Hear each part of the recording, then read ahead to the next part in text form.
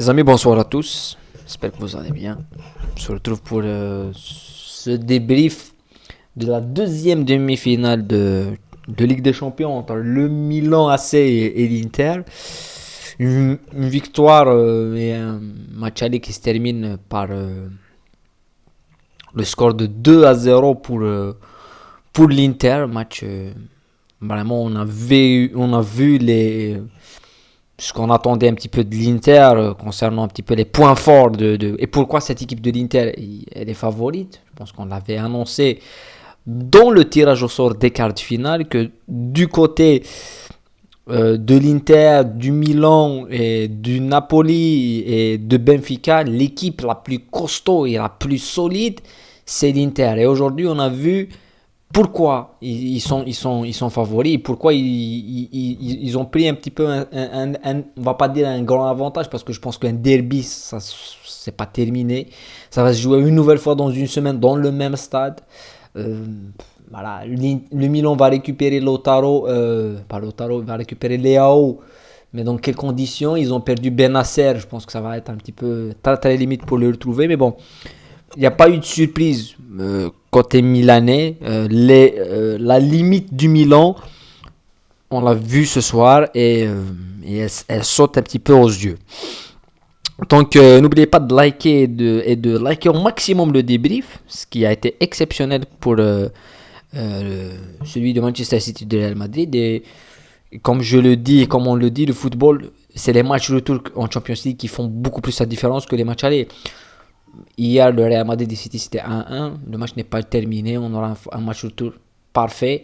Et là, 2-0 dans le même stade dans une semaine. Milan-Inter, c'est un derby. Ça n'est pas terminé. Voilà. Mais en tous les cas, on a vécu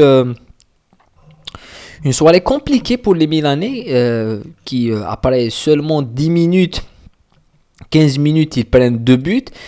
Le premier par Edin Dzeko, 37 ans, Edin Dzeko, 37 ans et qui réussit pour moi un match XXL, un match énorme.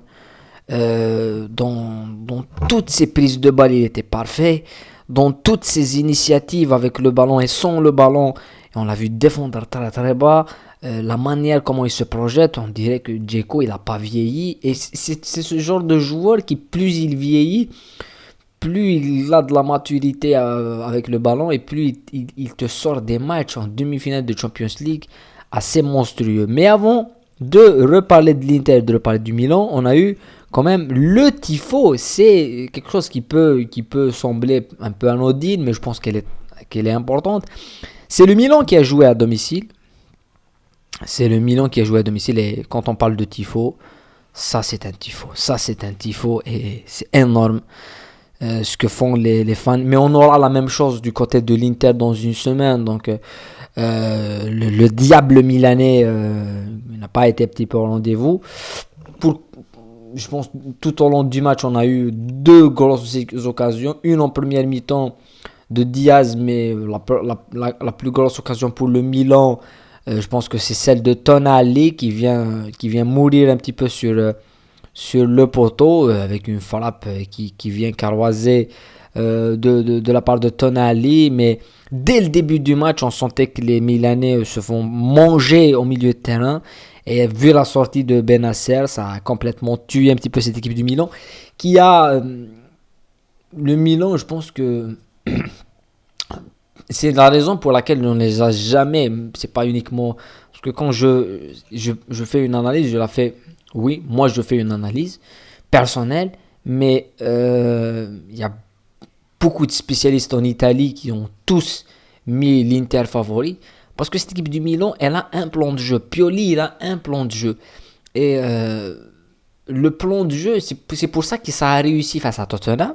Et ça a réussi face au Napoli. C'est parce que cette équipe du Milan, ils sont très très puissants en transition rapide et en contre-attaque. Et on a vu Léo, tu lui donnes des espaces. C'est comme Mbappé, c'est comme Vinicius. C'est un joueur, tu lui donnes de l'espace, il va te tuer en contre-attaque. Et c'est ce qu'ils ont fait face au Tottenham. Et c'est ce qu'ils ont fait encore plus face au Napoli. Ils ont tué le Napoli en contre-attaque, ils ont défendu très très bas. Et là, ils tombent face à une équipe qui va défendre très très bas, qui défend avec un système de 3-5-2 qui se transforme en phase défensive en 5-3-2, avec des latéraux qui sont assez monstrueux. Quand on parle de Dumfries, l'un des points forts du Milan, c'est Théo Hernandez, qui est phénoménal dans sa prise de balle, dans sa course, dans son intensité. Mais le match que fait Dumfries, il éteint complètement Théo. Et dans l'autre côté, tu as Messias, qui n'est pas assez décisif, mais qui a essayé. Et il tombe sur Demarco, qui fait une nouvelle fois Demarco une saison monstrueuse. Demarco. Et au milieu, tu as des joueurs qui sont percutants, avec des Mkhitaryan, Barella. Et voilà. Après, c'est ça qui fait la force de l'Inter, c'est que il y a ce monsieur. C'est vrai qu'on l'a beaucoup critiqué avec l'Argentine en Coupe du Monde. Il n'a pas été au niveau. Mais il faisait il est l'un des hommes forts de Scaloni et on l'a vu en Copa América. Il a été très, très décisif en Copa América. Mais pour moi, il y avait penalty sur l'occasion. Il y a le VAR qui est intervenu pour retirer le penalty pour Lautaro. Pour moi, il y a penalty parce que dans l'enchaînement, il y a rien à dire. Il enchaîne, il peut continuer à la course. Je ne vois pas pourquoi il arrête sa course alors qu'il est face au but et qu'il peut tuer l'équipe du Milan. Mais dans toutes ces prises de balles et comment c'est un danger. Voilà, c'est un cobra. C'est un cobra qui rôde toujours autour de cette défense milanaise, dans le milieu et ses sorties de balles, ses enchaînements. C'est un top player. Voilà. Je pense que Lautaro, on n'en parle pas beaucoup assez. On parle beaucoup de Haaland, on parle beaucoup de Mbappé, on parle beaucoup de Leao, on a parlé de Vinicius, on a parlé de... Voilà, mais peut-être de Lewandowski.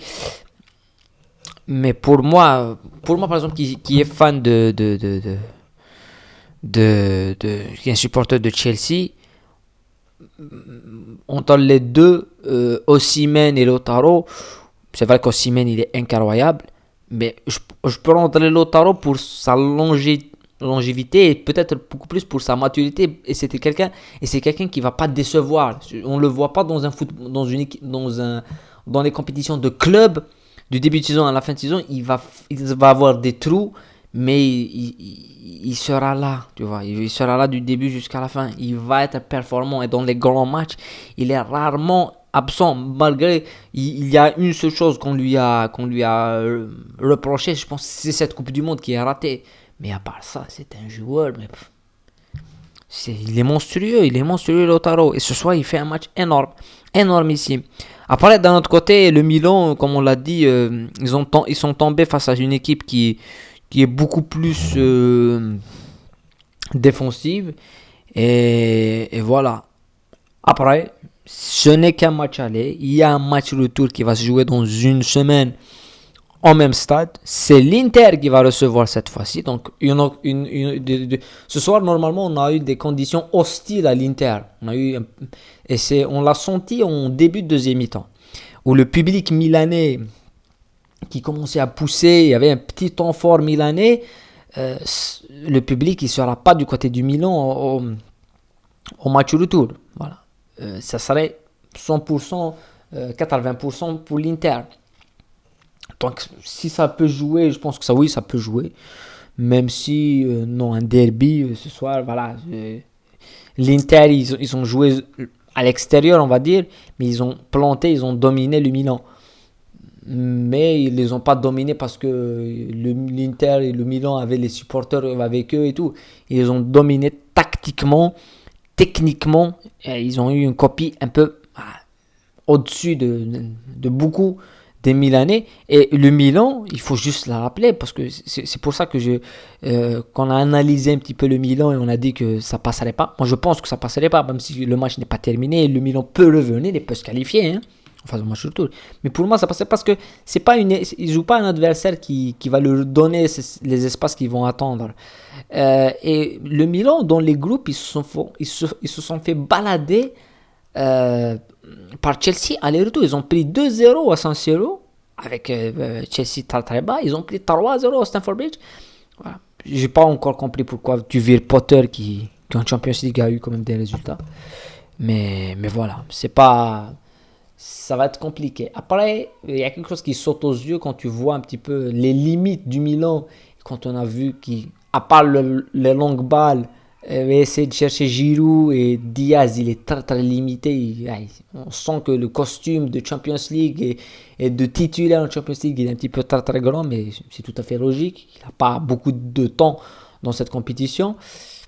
Mais quand tu vois beaucoup de balles aériennes et tout, et tu compares au match qu'on avait vu, le Real Madrid et City, où la balle est toujours par terre, où tu as un match tactique de très très haut niveau, et là tu as une équipe qui est beaucoup plus organisée tactiquement, qui est l'Inter, avec un 3-5-2, avec des schémas, avec un entraîneur qui demande et qui est un architecte, c'est Inzaghi. Et t'as d'autre côté Pioli qui, à part le côté défensif et farfelu du Milan, et pour jouer le catenaccio un petit peu moderne, il n'y a rien. Voilà. C'est ça un petit peu qui va poser des problèmes au Milan, et comment ils vont se surpasser. Est-ce qu'ils vont développer un football total en une semaine? Ça va être compliqué. Ça va être compliqué. Et est-ce qu'ils vont retrouver Leao au top de sa forme? Oui, oui, c'est possible. Puisqu'on a vu Modric, deux mois d'absence, il revient, il fait un match énorme. Mais est-ce qu'ils vont retrouver Bennacer? Et aujourd'hui, on a vu l'impact au milieu de Bennacer quand il est sorti. T'as Barella et t'as Mkhitaryan, il joue à l'aise. À l'aise. Et en deuxième mi-temps, dès l'entrée de Brozovic, c'est bon, le Milan n'existe plus. N'existe plus au milieu de terrain. Après, des occasions, il peut y avoir sur un côté. Mais voilà. C'est quand même deux demi-finales. On s'est un petit peu pas ennuyé. C'était deux belles demi-finales. Une beaucoup plus tactique que l'autre. Mais tout sera joué au match retour. Dans une semaine, on va être au rendez-vous. En tous les cas. Voilà. Merci de nous avoir suivis. J'espère que vous avez pris du plaisir à suivre ces deux matchs-là. On se retrouve dans une semaine pour continuer les débriefs et pour parler de la possible finale. Une finale qui, quoi qu'il advienne, sera historique. Quoi qu'il arrive, sera historique. Voilà. Prenez soin de vous et la paix sur vous.